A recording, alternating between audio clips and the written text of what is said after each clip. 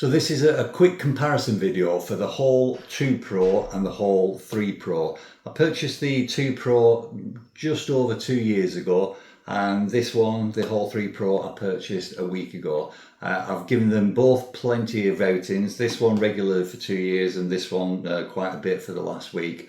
Let's have a look at them more closely.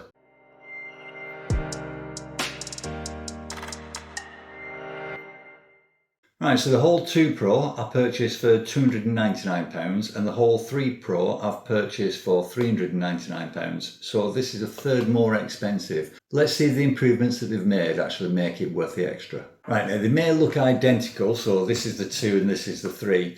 However, you've got to look under the hood to see just how much they've changed and the additional benefits that you get from the Horl 3 Pro. First thing to look at is the weight. Here we get the scales. So we'll put the 2 Pro on first, and that comes in at 763, and then we'll put the 3 Pro on, zero it, and that comes in at 668. So slightly lighter, but I think the other thing about this is when you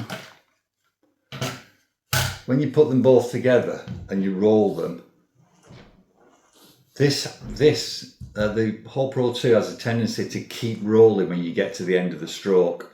Not a deal breaker, but this one much more manoeuvrable, much more reactive to when you stop it. As I said, this one, it just wants to keep going when you get to the end. They've changed the gearing inside. It's still a 1:3 ratio, so for every full revolution of the main body, you get 3 revolutions of the disc, which is one of the big benefits over the whole range, where it's just a 1:1. So 1:3, absolutely fantastic. But as I said, they've changed the gearing to make it not want to carry on going, but also to make it lighter and more reactive. The second and probably more important thing to me that they've changed on the body, just pop that to one side again. Well, in fact, I'll show you. So on the Horl 2, all the discs are interchangeable, and I actually bought a coarse diamond disc for it at the same time as I purchased this, so it wasn't £299. With the additional discs it came to about 370 or 360. However, to remove the disc you have to turn it and then you have to spin it until it screws off. Now that is fine in itself, but what I've found is I tend to drop it. I get to the point where I've spun it and then I'll drop it and you can damage the disc itself. But more importantly, what I found was, no matter how tight I screwed it, as I was rolling it, it would come loose and I'd get to the end of the stroke and it'd just spin off and roll across and again fall on the floor and damage the disc. Now they have completely changed the way that these discs attach to the main body. And on the Horl 3 Pro, it's really simple. All you do is you just turn it to one side, probably a fifth or a sixth of a turn, and it comes off. And to put it back on, again, find it, turn it, and just click it back on, and it doesn't go anywhere. So now when you're using it, it's not going to come off, roll away and damage. Again, just turn it, comes off. You can see the latches there. Pop it on, twist it, and it's on. So that's a huge improvement. In my eyes, it's a huge improvement. When you're paying £60 or £70 for a disc, you don't want it to be damaged and the diamonds being chipped off. So for the actual rolling knife sharpeners themselves, the 2 Pro and the 3 Pro, very similar looking. The 3 Pro is slightly lighter. The gearing inside quite a bit better. As I say, it doesn't want to just keep rolling, and the disc removal and attachment process are an awful lot better. And again, for both of them, you can get additional discs. You can get on the honing side, you can get different grits of honing. So if you are going to be swapping them in and out, then the Horl 3 Pro much better for that. Let's have a look at the blocks. Now, another huge improvement on the blocks. So the Horl 2 Pro block, feet on the bottom so it doesn't go anywhere when you use it. Same with the Horl 3 Pro, bigger feet on the bottom, so again, doesn't go anywhere when you're using it. The magnets in the face, now that's something I always had a bit of an issue with regard to the Horl 2 Pro. I didn't find them strong enough. I've also got a Pro Rolling Knife Sharpener where the magnets are just so strong it's unbelievable, which really makes it easy when you're cutting, because if you have a longer knife like this, when it's on there, as you're getting to the end of the stroke, what you can find is it pulls away from the magnet, which just means it makes it difficult. I'll try and show you on the overhead. So when you get to the end, it just seems to you can see it starting to pull away there. What they've done with the Horl 3 Pro is they've put magnets in that are an awful lot stronger. I think these magnets are about 70% stronger. So now, when it clicks on, you've actually really got to give it a tug to remove it.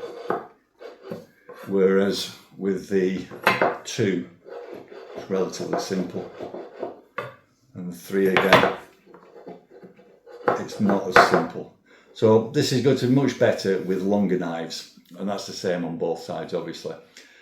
Where you've got your cutting angle, so on the Horl 2 Pro, you've got a 20-degree cutting angle on one face and a 15-degree cutting angle on the other face. What that basically means is the deeper the angle, it won't be as sharp, but the edge will last longer. The shallower the angle, the sharper it is, but depending on the steel, the edge may not last as long. So you have those two angles with the Horl 2 Pro. With the Horl 3 Pro, a complete game changer. Depending how much you like your knives and how much you play around with them, you don't just have the 20 and the 15 degree anymore. If you have a look on the bottom, you've got this plate here. So we've got a 20-degree angle there, we've got a 15-degree angle there. We'll just see if I can show you on the camera above. Right, so there's your 15-degree and there's your 20-degree. If you press this plate down now, you'll see that changes now. You've got a 13-degree angle on this end and you've got a 22-degree angle on this end.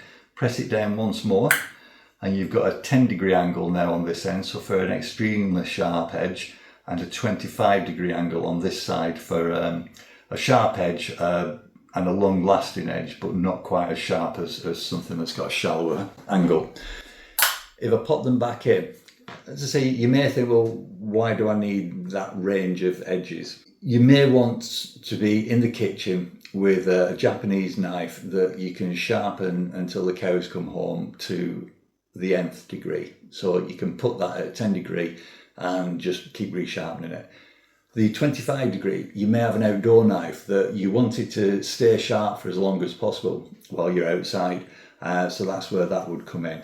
All my knives, I just use the 20 degree, works perfectly. And obviously the whole purpose of having this rolling knife sharpener from Horl is it's quick and it's easy to use. With regard to the diamond discs themselves, Horl have upgraded these as well. So this is a block diamond.